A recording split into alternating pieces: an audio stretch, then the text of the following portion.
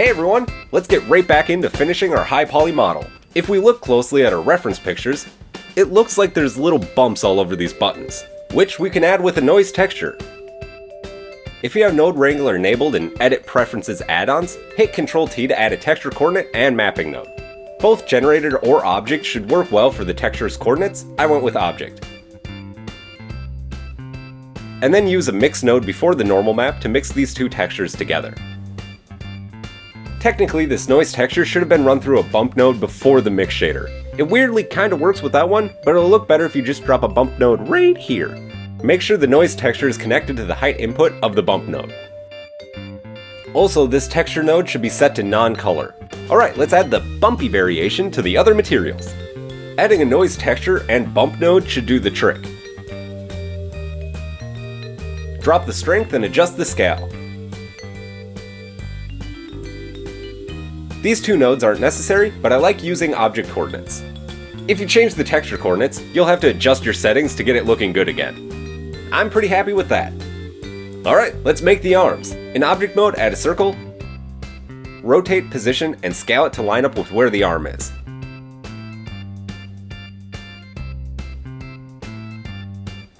In edit mode and camera view, extrude out edges to make the arm.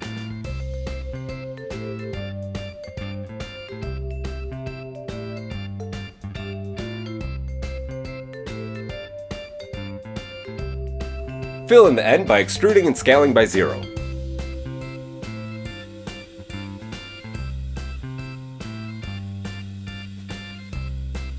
Maybe bevel this edge.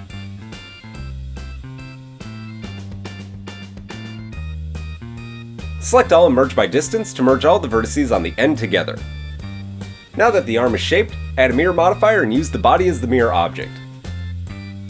Select all and shade smooth. Keep adjusting the shape however you want.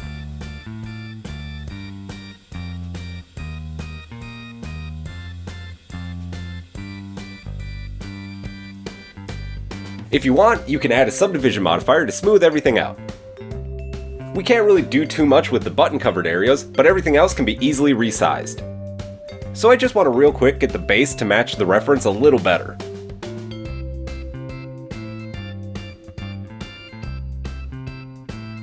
Select and add the blue material to the arm. And we're getting pretty close to finishing the higher poly model. It's always a good idea to name your objects. At this point, all that's really left to model is the face, which we're going to do by adding a few simple shapes and then combine them to the head by using Boolean modifiers. Shift A and add a UV sphere. In edit mode, select all and shade smooth. Scale it down a lot on the Y-axis and about like this on the X-axis. The goal here is to get it roughly the shape of the mouth. In wireframe and camera view, scale down and line up with the mouth as best you can. But more importantly, make sure it lines up with your model. Duplicate this shape and create an eye.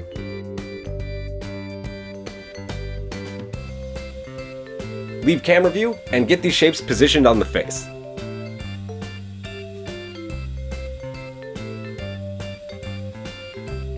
Try to rotate them so they line up with the faces on the object's head.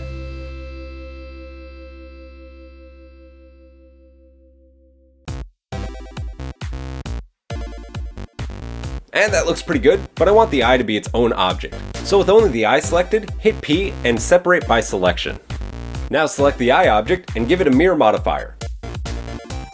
Make sure its X location is zeroed out or that you use the body as the mirror object. And apply the mirror modifier. Now we can shift select both of these objects and join them with Ctrl J.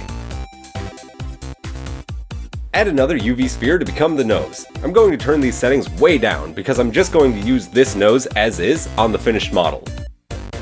Select all and shade smooth. In side view, rotate by 90 degrees and position on the face.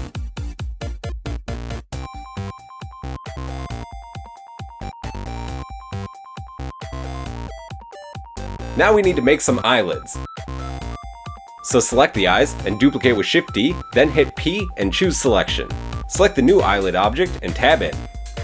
We want to scale them up a little bit, so switch the pivot point to individual origin and scale slightly.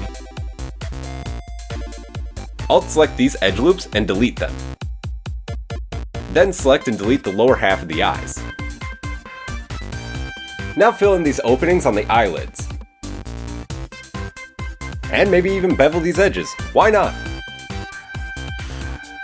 So now that we've got our face shapes finished, we can start joining them all together. We're going to be destructively changing our geometry, so it's a good time to archive a version of this object. Duplicate it with Shift-D and hide it away in the archive folder. Before we do any Boolean modifiers, let's tab into this body object, select all, hit M, and choose Merge by Distance. This will close up the openings we have at the top and bottom. I decided to select the head only and separate it into its own object before doing any Boolean modifiers. Unnecessary to do, but I still wanted to.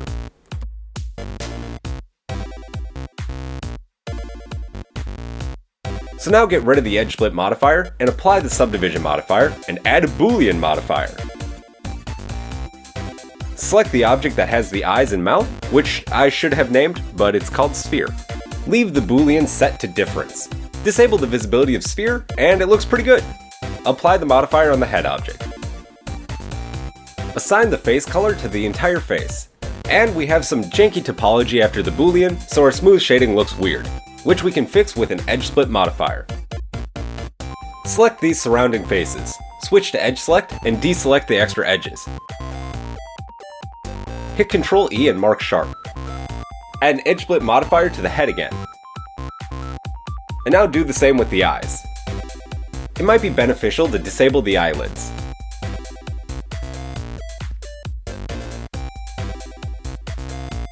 Mark these edges as sharp as well, and now the shading looks much better. I noticed the eyelids have a little shape to them, so using proportional editing, I attempted to copy that.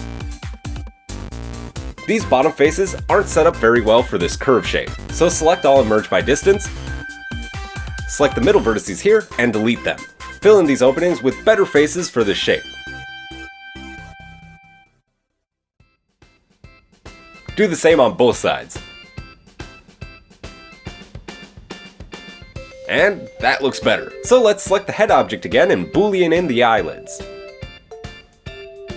Switch the mode to union, and if everything looks good, apply the modifier.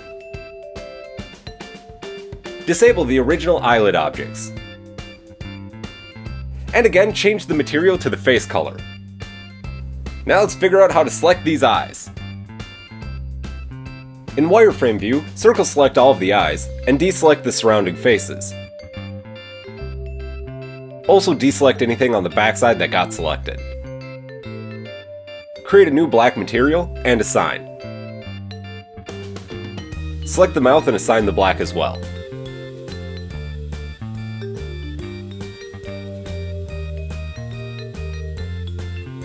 Deselect the eyes and mouth, leaving only the eyelids selected. Create a new white material and assign it to the eyelids. Now create a pink material for the nose. Probably should name the materials and color the tip of the hands pink. Add a new edge loop if you need one, or just for fun.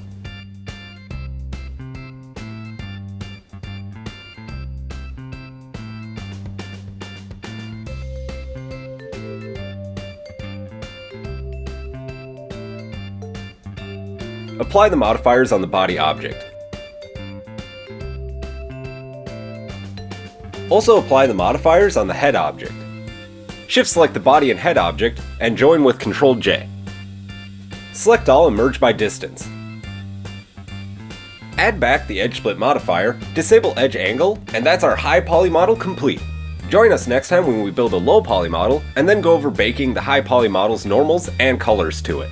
Thank you for watching. I hope you enjoyed. Please like, subscribe, and leave us a comment on what you'd like to see. If you'd like to help the channel grow, share a video. Also, we have a Patreon. Thank you again. Stay safe. I love you all. Goodbye.